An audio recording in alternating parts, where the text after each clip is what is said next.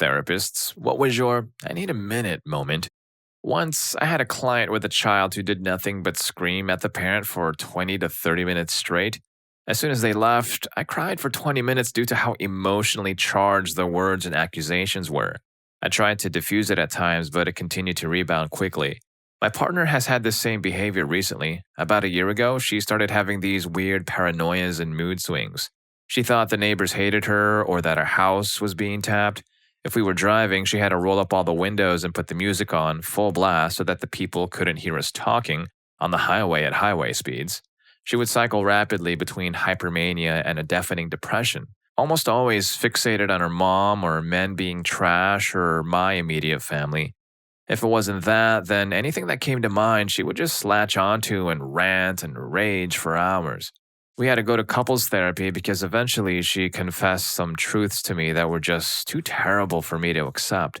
We also got our own personal therapists, and she sought a psychiatrist who diagnosed her with schizoaffective bipolar 1.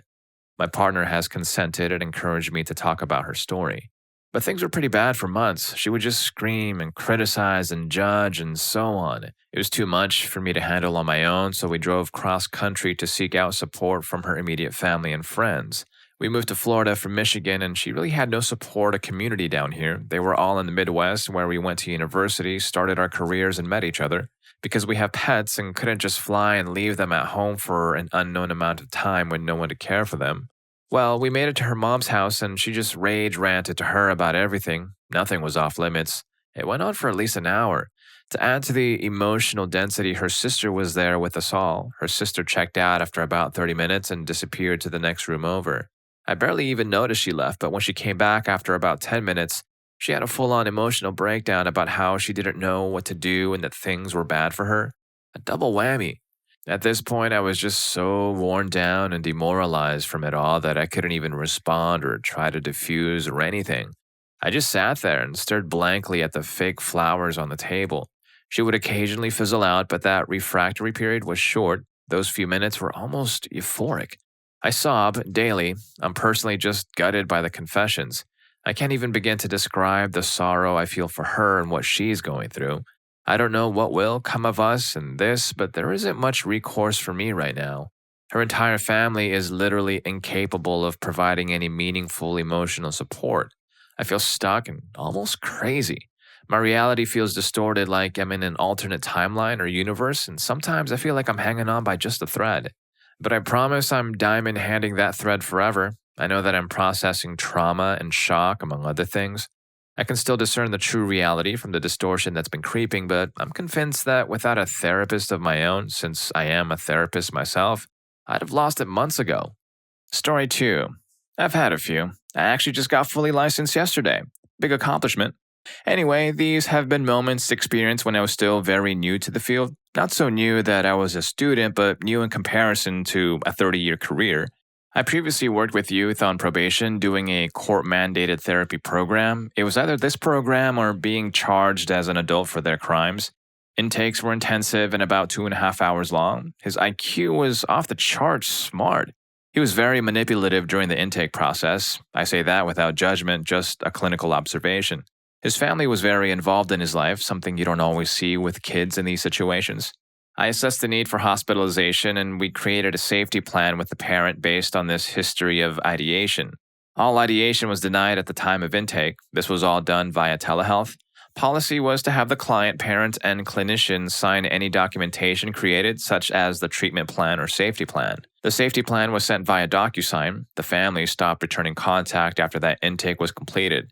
2 months later, I was going through and clearing my unsigned documents from my queue. I did not know that it also notified the party it was sent to once a document is removed from the queue of being signed. The mother responded to that email notification reporting her child passed away. I needed many minutes after reading that message in connection to his safety plan document. He passed 1 month to the day of creating the document that everyone was very involved in, including himself. I remember feeling panic and shock when reading that. I happened to be sitting in a group supervision at the time it flashed across my screen.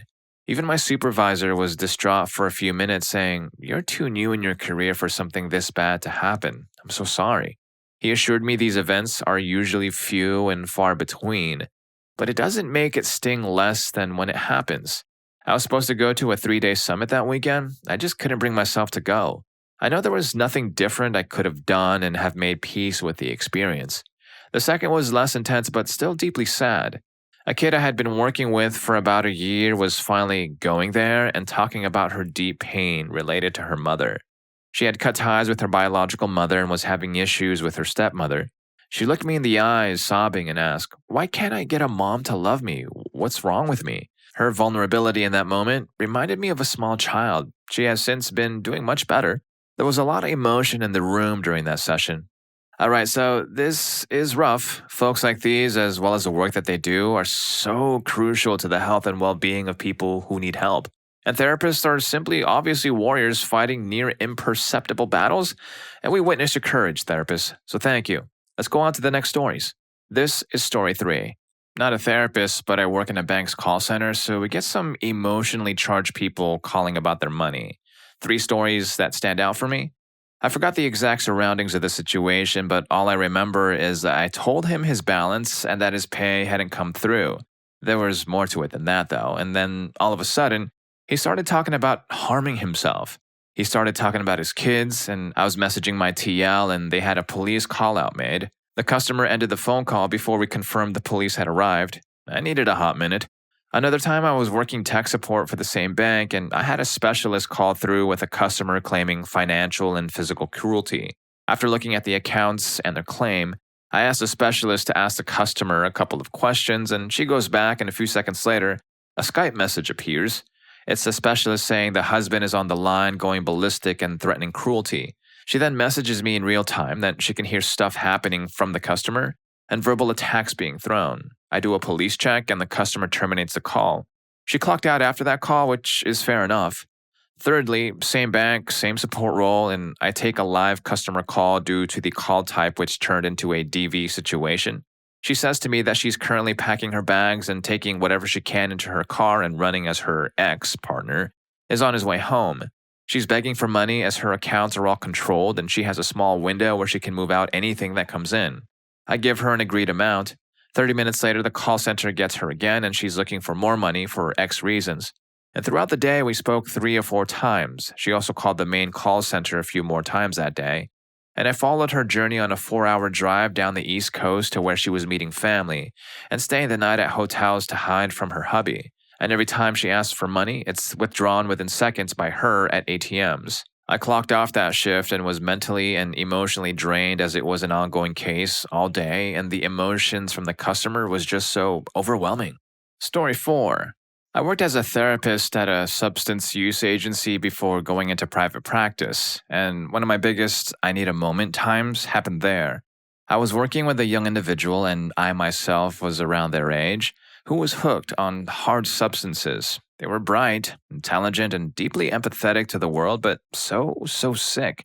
Had to have not just 1 open heart surgery due to cardiomyopathy, but 2, prior to even turning 30 years old. Just kept relapsing despite trying so damn hard. And this client never missed a treatment, didn't show up for an appointment, so I called, didn't answer. They called back and asked to speak to me. And I will never forget the voice when I answered. They were just so broken. They had just relapsed before calling and injected hard substances into their PICC line that was treating another heart sickness. They were so afraid and disappointed. I remember thinking that it was going to end them, and it weighed so heavily on me. I will never forget this client. After that call, I sat there, awash in the realization that my client would likely pass from this, and they were my age. Dependency can turn people all out of character, but they were just so sweet and kind, would give you the shirt off their back, and I truly believe they were just too kind for this harsh world. But this was a while ago. Client went to a higher level of care, and I found out over a year later they were sober, doing well, and had moved states. I remember crying when I found out they made it all that time later. Props to this person for recognizing that dependency is not the person, and that those who are suffering the most are most often the ones that are lost to it. Story 5. First internship on my path to counselor, and I was working in a funeral home under the grief counselor there. Grief and trauma is my focus. We were taught to be strong and supportive to those grieving, of course, and if we needed to cry, to go in the back or to the bathroom. I escorted a elderly lady to view her husband before the service.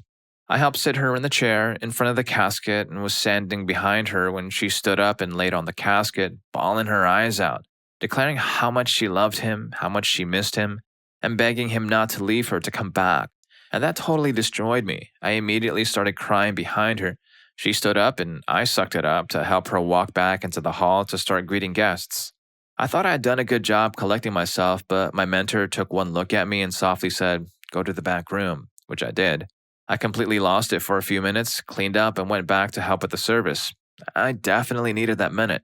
Now, to me, nothing is more meaningful than to see grief empathized with. Feels like you are not alone, greater than the bad feeling like you are putting your pain on someone else.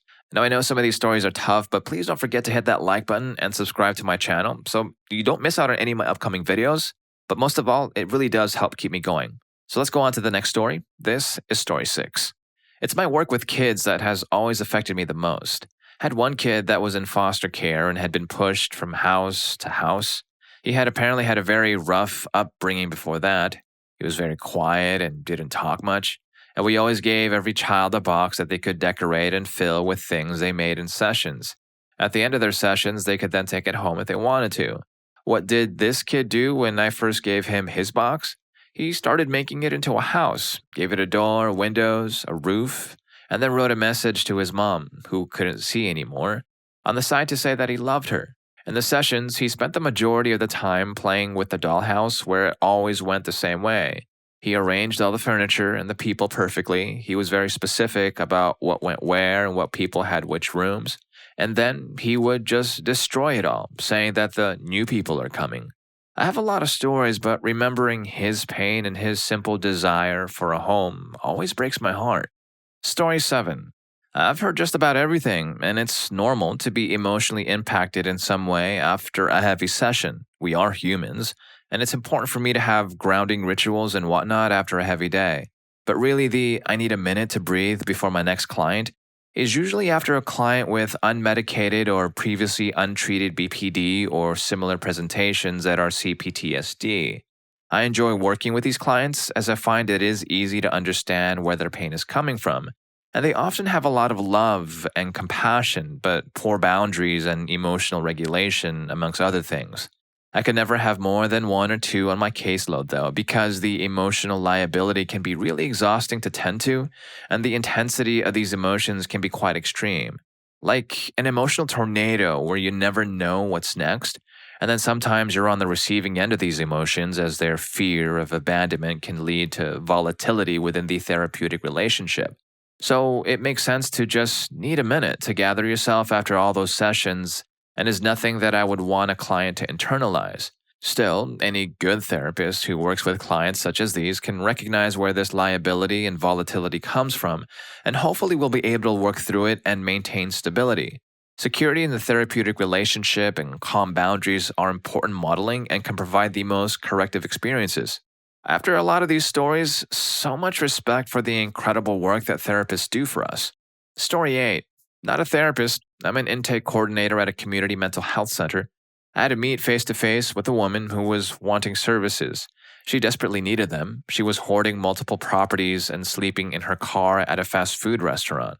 Her children wanted to help, but she couldn't let go of the items. It was difficult to politely ignore the strong odor coming from her, but I did. And she's explaining how her life got this way, largely because she had to undergo treatment for breast cancer 10 years ago. And my heart stopped for a moment. My mother had passed quite recently and very quickly with metastatic breast cancer and having been cancer free for 5 years. So I started to tear up. She thought it was so compassionate of me to listen to her story and work on getting her help. After she left, I couldn't hold it in. I sobbed, the office staff teared up, told me I was so professional and kind. I got a few hugs and I went to my car to process. And the ugly truth was, I wasn't so much sad for the lady. I was so angry that she survived her cancer and is living her life in squalor while my mom was gone after she fought so hard and was finally getting to the happy, stable point in her life. My therapist heard all about it, and we've worked it out in our own department to try to avoid cases that would be triggering if possible. My colleague will take the cancer ones for me, and I cover the spouse ones for her. Today there was a call. I didn't have the emotional capacity to even think about that case, So I went to my supervisor. I also had to take more than a minute last week after a caller went on a frustrated rant about how she had been seeking help for over a year and gotten nowhere. She stated that only junkies can get help in this state, and if she knew where to get substances, she would buy some in hopes of finally getting help. She wouldn't let me transfer her to emergency services and hung up in tears. I passed her number along to the emergency therapists, went into my schedule and requested a few days off, and booked myself a massage for the next day. Story 9. I'm not a therapist, not even close. However, I did work as a secretary at a military hospital at a recruit school. During my mandatory service, my main function was actually a transmitter, so a little bit more technical. We didn't get many instructions, just pick up the phone, enter appointments, call the doctors in emergencies and such, and we had a red button. We had a couple patients come in with their thoughts, which always should and were taken seriously, but oftentimes they just said it to get out of their service. One evening, I got a call. I picked it up. It took me a second to realize what he had said and what that meant. I panicked and pushed the red button, kept the guy on the line until the doctor came. A while later, the recruit came in. He was calm and quiet. I almost didn't know that was him until I saw the bandages around his wrists. He had long sleeves on, so I almost didn't notice him. The button alerts the whole building, and so there were a couple of us waiting, and I was actually the only one who noticed them, apart from the doctors. Being told that someone tried to take their own life and having to act upon that, and then seeing them calmly walk past really rattled me, especially since I had no prior experience with any of this. It really took me a while to process what had happened and what could have happened. Story 10. CPS social worker working in a new country. First client I met was 8 months pregnant. She was homeless and disconnected from her family. The plan was to remove the child and place into foster care immediately, and then she would have supervised visits. The first time I met her, she was just such a sad and broken person. The shame was just seeping out of her. I just tried to love her, and I told her what needed to legally happen to protect her baby. She understood and was willing to work with me for her baby to be safe and healthy. She asked me if she would ever be able to have a child she could be a proper mom to. I looked at her and said, "It will take a lot of damn hard work and determination, and there will be lots of hoops to jump through, but I believe you can do it, and I'll help you get help if you're willing to do it." I wasn't able to contact her again until I got a call from the hospital where she delivered because of her homelessness situation. I went and I saw her, and it was a really hard day. She was alone by herself, having given birth by herself, and I had to take the baby and place her in foster care. I bawled all of the way there, this beautiful, innocent child and this beautiful mom who just got messed up and lost in life. What a tragedy. Add in over the next 2 years of supervised visits, rehab, reconnection with her estranged family, and new arrangements to live and be supported by them, whilst attending rehab therapy in every single minute of visits she could get with her baby. I watched that woman turn her life around through sheer will. Withdrawal, tears, and lots of mental health support, meds, and therapy. And then I was due to go back to my home country, and the last week there, I was able to share the privilege of starting the transition plan of her baby, coming to live with her at her mom's house for shared care. Still would be on the CPS register for a while, but the reunification happened. And the mom's smile was dazzling as she'd been gifted through a special program dental work and received dentures. This woman looked like a new woman, and she was. And I got to see her to be restored to a mom and see her start to believe in herself again. And honestly, every time I think of her, I need a minute to cry. If the only person I was able to help in my career by just loving and supporting her through the process was her, it was worth all the distress and struggle with the other horrendous situations I was continuously exposed to and volatile people. All right, I hope you were moved by a lot of these stories, and I've got more for you. YouTube thinks you're going to love this, so I'll catch you in that video, and thank you for spending your time with me on this one.